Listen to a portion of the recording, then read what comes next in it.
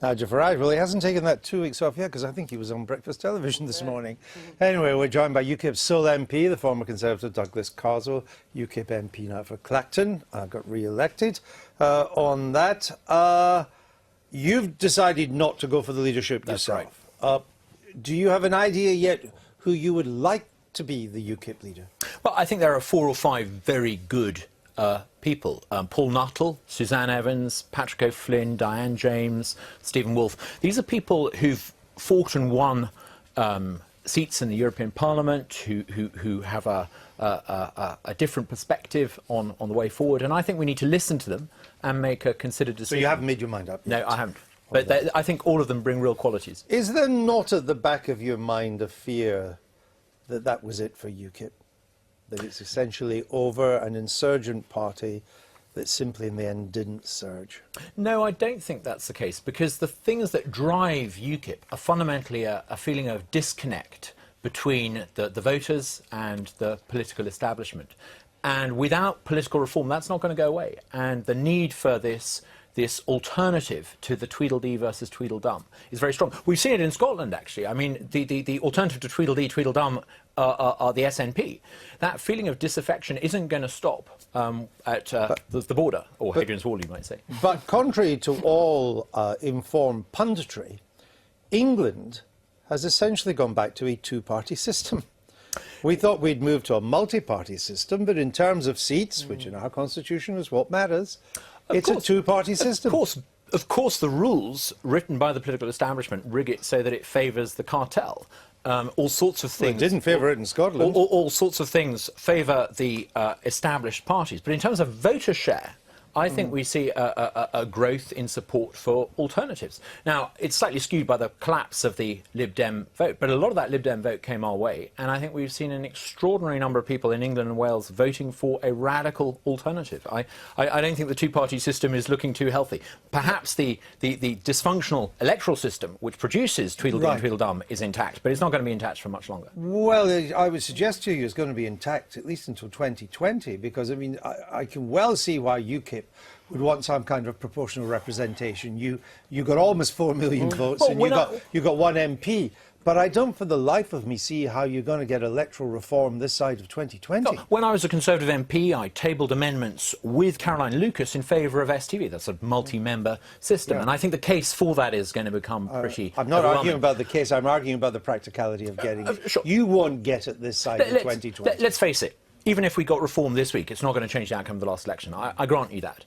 But the agenda that demands for political reform, I think, is going to get louder and stronger. We need not just electoral reform. We need a power to recall MPs. We need open primary candidate selection. We need shorthand for this is direct democracy. We need to move away from this deferential system of democracy where we leave it to a political clique, and we need much more direct democracy. And I think demand for that in a country that's used to endless self-selection with the internet is going to grow. Well, I wonder if it is in the end, because I hear what you say and you're very passionate about it, but let's just look at the situation.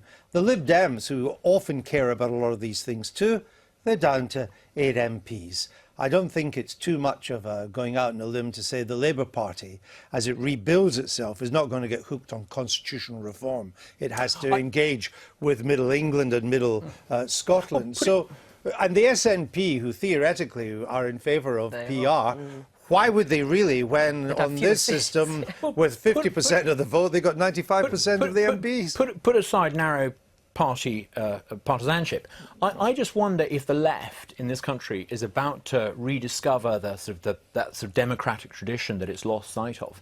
If they don't, it's going to be great news for UKIP because we can make big inroads. But I suspect that there will be candidates for the Labour leadership who believe in electoral reform and direct democracy too. So I think things are about to get very interesting. What do you think of the position of UKIP now, Ken?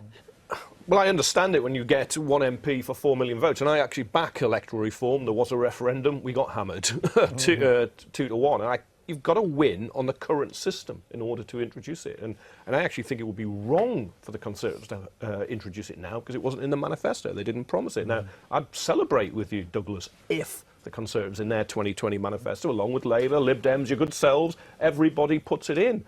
But I think it's very unlikely, because there's always a vested interest. Your vested interest is reform, their vested interest is no reform. But it's a long march. It's a long march. Yeah. I Could think be like the Bataan Death March. Nobody makes it in the end. How very optimistic. Keir Hardie's party started small. And you know, some would say it's getting small again. I was going to say, perhaps now wasn't the best time to use that analogy. Douglas is absolutely right to say that there are 3.7 million voters, apart from what, the 20,000 or 30,000 who voted for Douglas and Clacton, who've lost their votes. Completely disadvantaged. That has got to be a massive problem. 12% of the electorate, whatever it is. Huge problem for whoever is governing the country. Well, it is when you look at the number of MPs the SNP got.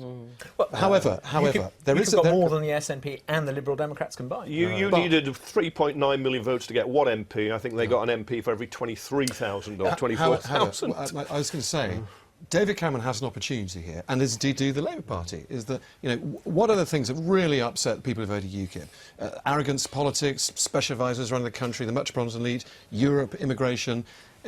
All those problems, they'll still be there in some shape or form, but they may not be as acute by 2020. Cameron could sort out the EU thing, he could win back some powers on Boundary immigration. reform's going to help. I mean, boundary reform is likely to go ahead. I would certainly support boundary no, reform. it's good. Does that help you? Oh, of course it does. Because well, look at the disproportionate representation that the SNP got compared to UKIP. Anything that recalibrates the number of seats to make them more proportionate is going to be good for UKIP. There will be quite a number of issues in which the government can count on your support, I would suggest. I'm going to be pragmatic about it. I'm going to be absolutely consistent with my free market, classical liberal philosophy. Won't rule out a new peer for Clacton, I would suggest. A new peer, you mean something that you have rides on rather than some House of Lords. Something that juts out into the sea. For a moment, I you can see misunderstood a you little there. bit of money going Clacton's way. No, I don't do. I wouldn't do pork barrel politics. No. But you know, there are certain things where I think I'm going to agree. Boundary change, I will agree with the government on because we need it. And the European referendum. Absolutely. And you know, I think there are all sorts of things where I will support a sensible left-wing opposition. I said to you yesterday, and I'm still not quite sure what the answer is, that if it looks like we are now going to have a referendum, and either we'll vote to stay in or we'll vote to come out. Either way, I'm not quite sure what the future of UKIP is after that. Well, I think that there's a huge need for an alternative, a party that believes in local. It's not just about bringing powers back home from Brussels and leaving them in Westminster. I think we need a localist revolution. We need direct democracy to replace this system of deferential 18th century representative democracy. We need to get rid of the rotten borough system that we've got. So there's a huge agenda. Coming out of the European Union is just the beginning of the change this country needs. But if we're prepared to be classically liberal and free market, I think the sky's the limit. Okay. You didn't frankly have the balls to put country before party.